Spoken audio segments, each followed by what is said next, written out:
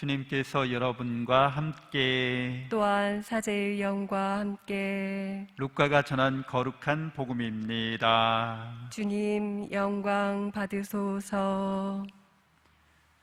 그때 바리사이들과 율법 학자들이 예수님께 말하였다. 요한의 제자들은 자주 단식하며 기도를 하고 바리사이의 제자들도 그렇게 하는데 당신의 제자들은 먹고 마시기만 하는군요.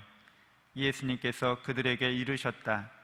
혼인잔치 손님들이 신랑과 함께 있는 동안에 단식을 할 수야 없지 않느냐. 그러나 그들이 신랑을 빼앗길 날이 올 것이다. 그때에는 그들도 단식할 것이다. 예수님께서는 그들에게 또 비유를 말씀하셨다. 아무도 새 옷에서 조각을 찢어내어 헌 옷에 대고 꿰매지 않는다.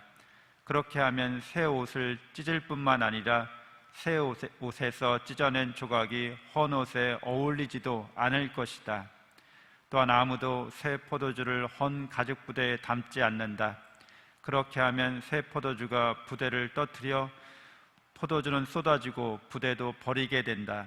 새 포도주는 새 부대에 담아야 한다. 묵은 포도주를 마시던 사람은 새 포도주를 원하지 않는다. 사실 그런 사람은 묵은 것이 좋다고 말한다.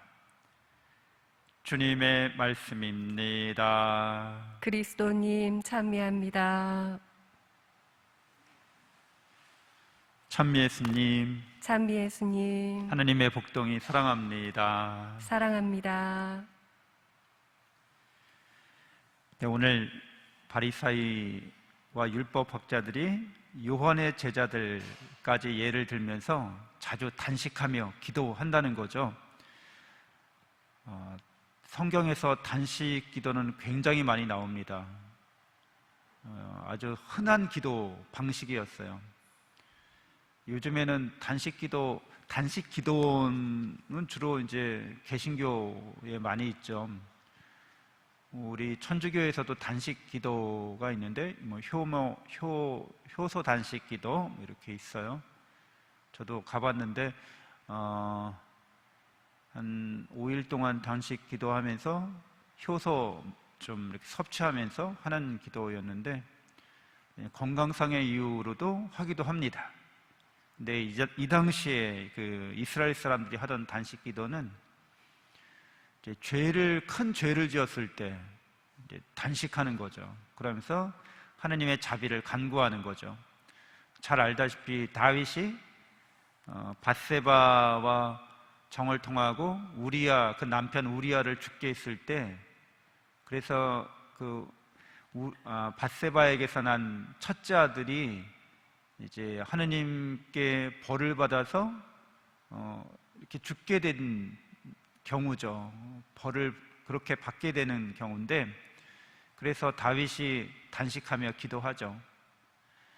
그러니까 이스라엘 민족은 큰 죄를 지었을 때 단식하면서 기도했습니다. 그리고 큰 슬픔을 당했을 때, 그것도 물론 죄와 연관성이 있는 거죠. 그래서 그런 큰 슬픔에 이제 단식을 하면서 기도했던 거죠. 자비를 베푸시도록. 그리고 이제는 한 가지는 아주 중요한 일을 앞두고 꼭 이루어졌으면 하는 일을 이제 아뢰일 때 그렇게 단식하며 기도했습니다. 이제 결심이고 어떤 의지를 하느님께 봉헌하는 거죠. 그래서 이 바리사이나 율법학자들이나 요한의 제자들은 그런 의미에서 이제 단식을 자주 하는 거죠. 그러니까 죄로 말미암아, 슬픔으로 말미암아 아직 이루어지지 않은 어떤 것이 간절히 있기 때문에 이렇게 단식을 했던 건데, 그러니까 예수님 제자들도 단식해야 되지 않느냐 이렇게 묻는데, 예수님 제자들을 보니까 예수님 별명이 뭐였다고요? 먹보요 술꾼이었다고 얘기하잖아요.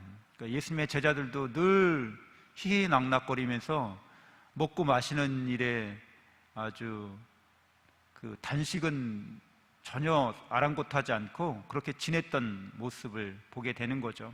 그래서 이들이 와서 따지듯이 묻습니다. 그래서 예수님이 혼인잔치 손님들이 신랑과 함께 있는 동안에는 단식을 할 수 없지 않느냐라고 말씀하시는데, 혼인잔치에 말씀드린 것처럼 저번 강론 때 혼인잔치는 가장 기쁘고 경사스러운 잔치여서 그 혼인잔치에 임하는 사람들은 보통 일주일 동안 이렇게 혼인잔치를 엽니다.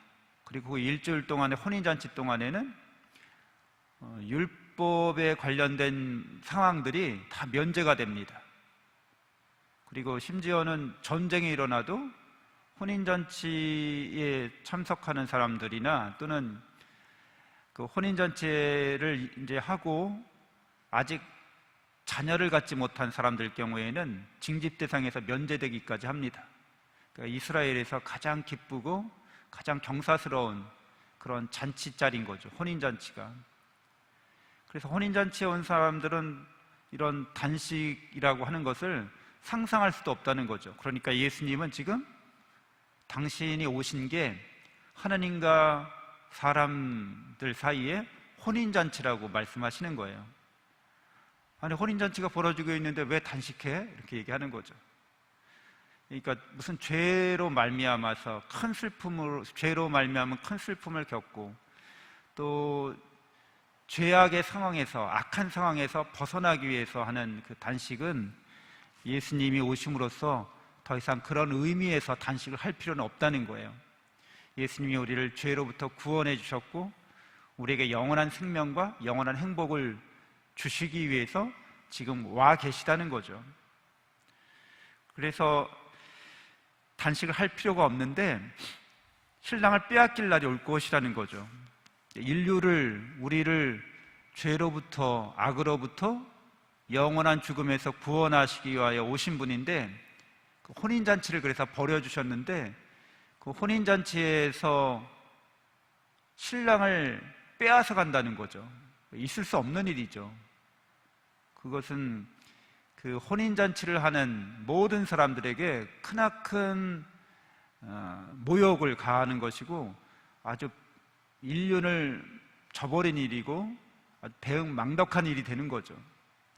그래서 그 혼인잔치에서 신랑을 빼앗아간 그 죄는 인류가 지을 수 있는 가장 큰 죄이기도 하죠. 그러니까 예수님을, 우리의 창조주를 죽이는 일이니까, 빼앗아가는 일이.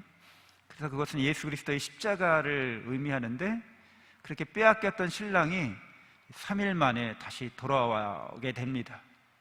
그래서 이제 신랑을 빼앗기고 하는 단식은 우리가 사순절에 하는 그 단식을 말하죠. 예수 그리스도의 사랑을 기억하는 단식으로 바뀌게 됩니다. 그분이 우리를 얼마나 사랑하셨는지, 그래서 우리에게 당신의 모든 것을 내어주셨다는 것을 기억하는 단식이 되는 거죠. 그 단식을 하면서 우리는 하나님의 사랑 안에서 새로운 사람이 됩니다.